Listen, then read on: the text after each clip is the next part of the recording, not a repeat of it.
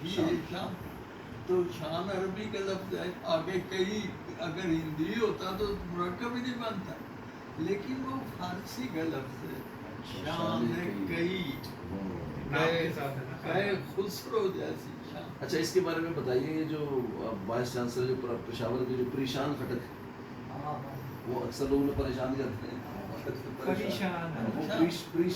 پریشان دونوں طرف سے.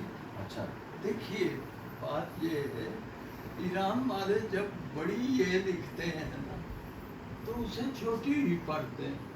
حضرت علی کا اسم شریف یوں بھی لکھا جائے تو علی ہی پڑھے.